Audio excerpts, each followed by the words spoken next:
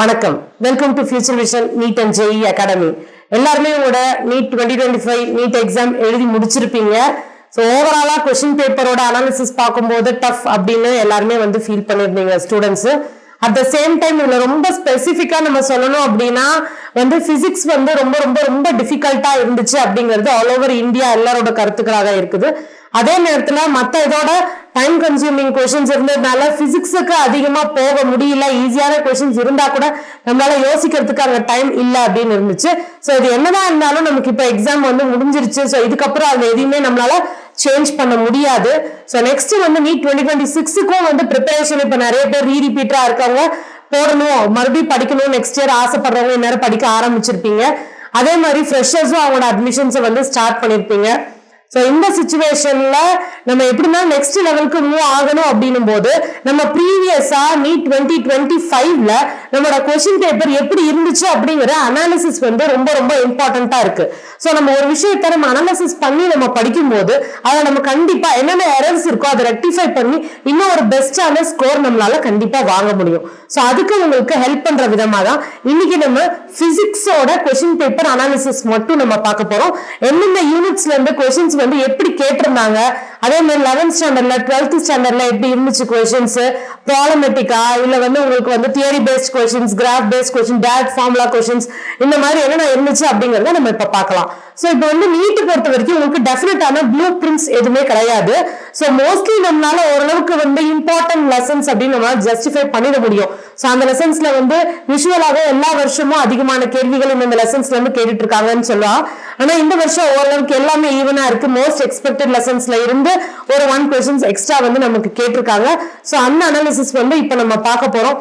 So இதன்படி நீங்க எந்த அளவுக்கு டிஃபிகல்ட் எவ்வளவு அந்த ஈஸியான லெசன் நினைச்ச லெசன்ஸ் எல்லாம் கூட சில இடத்துல ரொம்பவே அதிக டிஃபிகல்ட்டி லெவல் அதிகமாக இருந்துச்சு. சோ அதனால நம்ம ஃபர்ஸ்ட் அதை ஃபோக்கஸ் பண்ணி நம்ம டிஃபிகல்ட் லெவலுக்கு ட்ரை பண்ணிட்டோம் அப்படின்னாலே நம்மளால மாடரேட் அண்ட் ஈஸியை கண்டிப்பா நம்மளால மீட் பண்ணிட முடியும். சோ அந்த உங்களோட அனாலிசிஸ் படி இது நம்ம இதோட கொஸ்டின்ஸ் நம்ம எப்படி வந்துச்சு அப்படின்றத நம்ம இப்ப பார்க்கலாம். ஓகேவா? சோ ஃபர்ஸ்ட் பாத்தீங்க அப்படின்னா ஃபர்ஸ்ட் லெசன் உங்களோட பிசிக்ஸ் அண்ட் மெஷர்மெண்ட்.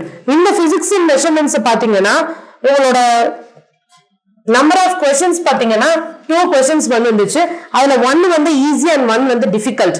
இன்னொன்னு நம்ம லாஸ்டா பிராக்டிக்கல் ஸ்கில்ஸ் இருக்கும் இல்லையா? சோ அதுல அந்த 3வது கொஸ்டின் இருக்குது. தட் இஸ் உங்களோட மெஷரிங் இன்ஸ்ட்ருமெண்ட்ஸோடது. சோ அது இல்லாம இருக்கிறது டைமென்ஷன்ஸ் அண்ட் எரர் பேஸ் பண்ணிருக்க கொஸ்டின்ஸ் தான் இந்த 2 கொஸ்டின்ஸ். சோ அதுதான் உங்களோட யூனிட் 1ல இருந்து நம்ம கேட்டிருந்தாங்க. நெக்ஸ்ட் பாத்தீங்க அப்படின்னா கைனமேட்டிக்ஸ். கைனமேட்டிக்ஸ்ல 2 கொஸ்டின்ஸ் வந்துச்சு. இந்த ரெண்டுமே பாத்தீங்க அப்படின்னா ரொம்ப ரொம்ப கொஞ்சம் டிஃபிகல்ட்டா இருந்துச்சு அப்படிங்கறத நம்ம பாக்குறோம். அதே மாதிரி இதுல இருக்க கொஸ்டின்ஸ் எல்லாமே கண்டிப்பா ஒரே லெசனை மட்டுமே போக்கஸ் பண்ண கொஸ்டின்ஸா இருந்துச்சுன்னா கண்டிப்பா கிடையாது. மல்டிபிள் யூனிட்ஸ், அதாவது ஒரு யூனிட்ல ஒவ்வொரு கான்செப்ட் எடுத்து போடணும். சோ நீங்க அனலைஸ் பண்ணும்போது என்னென்ன யூனிட்ல என்ன கொஸ்டின்ஸ் வந்துச்சு அப்படின்னு நீங்க பாத்தீங்க அப்படின்னா நீங்க மேஜரா அவுட்புட் எந்த லெசன்ல டிரைவ் பண்ற மாதிரி இருந்துச்சோ அந்த ஒரு லெசனை தான் அந்த கொஸ்டினை நம்ம ஆட் பண்ணிருக்கோம். சோ அது உங்களுக்கு மைல்டு வேரியேஷன்ஸ் இருக்கும். ஏன்னா மல்டிபிள் கான்செப்ட்ஸ் வேற வேற லெசன்ல இருந்து அப்ளை பண்ணும்போது. சோ அதனால அதன் அடிப்படையில் தான் நம்ம இந்த வீடியோ நம்ம இப்ப பாத்துட்டு இருக்கோம். சோ நெக்ஸ்ட் பாத்தீங்க அப்படின்னா laws of motion. Laws of மோஷன்ல இருந்து உங்களுக்கு 2 கொஸ்டின்ஸ் நமக்கு வந்துச்சு. இந்த 2ல ஒன்னு மாடரேட் கொஸ்டின்ஸ், இன்னொன்னு டிஃபிகல்ட் கொஸ்டின்ஸ். சோ இது இதுல அதே மாதிரி பாத்தீங்கன்னா ஃபிரிக்ஷன்ல நமக்கு இதுல எப்பவுமே விஷுவலாவே ஒரு கொஸ்டின் இருக்கும். சோ அதே மாதிரி இந்த தடவையும் அந்த 2ல ஒன்னு நமக்கு ஃபிரிக்ஷன்ல இருந்து இருந்துச்சு. நெக்ஸ்ட் பாத்தீங்க அப்படின்னா ஒரு 4th lesson, that is work energy power. Work energy பவர்ல இருந்து 2 கொஸ்டின் கேட்டிருந்தாங்க. ஒன்னு மாடரேட்டா இருந்துச்சு, இன்னொன்னு டிஃபிகல்ட்டா இருந்துச்சு. சோ இதுலயும் பாத்தீங்க அப்படின்னா ஃபிரிக்ஷன் அப்படிங்கிற ஒரு டாபிக்ல இருந்து எப்பவுமே உங்களுக்கு ஒரு கொலிஷன் அப்படிங்கிற ஒரு டாபிக்ல இருந்து உங்களுக்கு எப்பவுமே ஒண்ணு வரும். அதே மாதிரி ஒர்க் எனர்ஜி பவர்ல இருந்து இந்த கொலிஷன்ல இருந்து உங்களுக்கு கொஸ்டின்ஸ் இருந்துச்சு. சோ நெக்ஸ்ட் பாத்தீங்க அப்படின்னா ரொட்டேஷனல் மோஷன். இந்த ரொட்டேஷனல் மோஷன்ல உங்களுக்கு 3 கொஸ்டின்ஸ் கேட்டிருந்தாங்க. அதுல 1 தான் மாடரேட், 2 ரொம்ப டிஃபிகல்ட்டான கொஸ்டின்ஸா இருந்துச்சு நமக்கு. Next gravitation. கிராவிடேஷன்ல இருந்து 2 கொஸ்டின்ஸ் கேட்டிருக்காங்க. இந்த 2 கொஸ்டின்ஸ்ல 2மே மாடரேட் கொஸ்டின்ஸா இருந்துச்சு. ஓரளவுக்கு நமக்கு அட்டெண்ட் பண்ணக்கூடிய கொஸ்டின்ஸா இருந்துச்சு. நெக்ஸ்ட் பாத்தீங்கன்னா ப்ராப்பர்ட்டிஸ் ஆஃப் சாலிட்ஸ்ல இருந்து உங்களுக்கு கொஸ்டின்ஸ் இருந்துச்சு. Properties of solids and liquids. இந்த ப்ராப்பர்ட்டிஸ் ஆஃப் சாலிட்ஸ் அண்ட் லிக்விட்ஸ்ல பாத்தீங்க அப்படின்னா டோட்டலா உங்களுக்கு 3 கொஸ்டின்ஸ் கேட்டிருந்தாங்க. உங்களுக்கு இது ரொம்ப பெரிய யூனிட். அதே மாதிரி இந்த யூனிட்டை பொறுத்த வரைக்கும் இதுல உங்களுக்கு எல்லாமே வந்து ரொம்ப ரொம்ப டிஃபிகல்ட்டான கொஸ்டின்ஸா தான் இருந்துச்சு. ஸோ டிஃபிகல்ட் ஒன்னு வெரி டிஃபிகல்ட்ல இருந்தா உங்களுக்கு 2 கொஸ்டின்ஸ் வந்து இருந்துச்சு இதுல. நெக்ஸ்ட் வந்து உங்களுக்கு தெர்மோடைனமிக்ஸ் வந்து நமக்கு ஒரே ஒரு கொஸ்டின் தான் இந்த தடவை கேட்டிருக்காங்க. அந்த ஒரு கொஸ்டினும் வந்து நமக்கு டிஃபிகல்ட்டா கேட்டுட்டாங்க. நெக்ஸ்ட் வந்து கைனடிக் தியரி ஆஃப் கேசஸ். இந்த கைனடிக் தியரி ஆஃப் கேசஸ்ல இருந்து நமக்கு ஒரே ஒரு கொஸ்டின் தான் இருந்துச்சு. அந்த ஒரு கொஸ்டினும் பாத்தீங்க அப்படின்னா டிஃபிகல்ட் லெவல் ஆஃப் கொஸ்டினா இருந்துச்சு. சோ நெக்ஸ்ட் வந்து பாத்தீங்க அப்படின்னா ஆசிலேஷன்ஸ் அண்ட் வேவ்ஸ் பொறுத்த வரைக்கும் உங்களுக்கு இந்த தடவை வந்து அதுல இருந்து 3 கொஸ்டின் உங்களுக்கு கேட்டிருந்தாங்க. இந்த 3 கொஸ்டின்ஸ்லயும் பாத்தீங்க அப்படின்னா ஈவனா ஈஸில ஒண்ணு, மாடரேட்ல ஒண்ணு, டிஃபிகல்ட் லெவல்ல ஒண்ணு அப்படின்னு சொல்லிட்டு 3 கொஸ்டின்ஸ் வந்து இதுல இருந்து கேட்டிருந்தாங்க. இதோட உங்களோட 11th ஸ்டாண்டர்ட் வந்து முடியுது. நெக்ஸ்ட் வந்து 12th ஸ்டாண்டர்டோட கண்டென்ட். சோ 12th வந்து ஃபர்ஸ்ட் லெசன் இருக்கு எலக்ட்ரோஸ்டாட்டிக்ஸ். இந்த எலக்ட்ரோஸ்டாட்டிக்ஸ்ல இருந்து 3 கொஸ்டின்ஸ். அந்த 3 கொஸ்டின்ஸும் பாத்தீங்க அப்படின்னா உங்களுக்கு ஈஸி, மாடரேட் அண்ட் டிஃபிகல்ட் அப்படின்னு சொல்லிட்டு எல்லா இதுல இருந்து நமக்கு ஒரு கொஸ்டின்ஸ் வந்து நமக்கு அதுல இருந்து இருந்துச்சு. நெக்ஸ்ட் வந்து பாத்தீங்கன்னா எலக்ட்ரோஸ்டாட்டிக்ஸ்லயும் பாத்தீங்க அப்படின்னா நமக்கு 3 கொஸ்டின்ஸ் வந்து கேட்டிருந்தாங்க.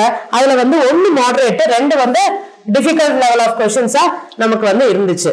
அடுத்து வந்து magnetic effects of current and magnetism. So இதுலயும் பாத்தீங்க அப்படின்னா 3 கொஸ்டின்ஸ் இருந்துச்சு. இந்த 3 கொஸ்டின்ஸும் உங்களுக்கு ஈஸி, மாடரேட், டிஃபிகல்ட். இப்போ நீங்க கண்டினியூஸா 12th பார்த்துட்டு இருக்க ஃபர்ஸ்ட் 3 லெசன்ஸ்லயுமே 3 கொஸ்டின்ஸ். ஏன்னா பெரிய முக்கியமான லெசன்ஸ் இது எல்லாத்துலயுமே நமக்கு 3 கொஸ்டின்ஸ் வந்துருச்சு. எல்லாத்துலயுமே வந்து உங்களுக்கு ஈஸி, மாடரேட், டிஃபிகல்ட் அப்படின்னு எல்லா இதுவுமே நமக்கு கலந்துதான் வந்து நமக்கு கொஸ்டின்ஸ் வந்து கேட்டிருந்தாங்க. அடுத்து பாத்தீங்க அப்படின்னா உங்களுக்கு எலக்ட்ரோமேக்னெட்டிக் இண்டக்ஷன் அண்ட் ஏசி.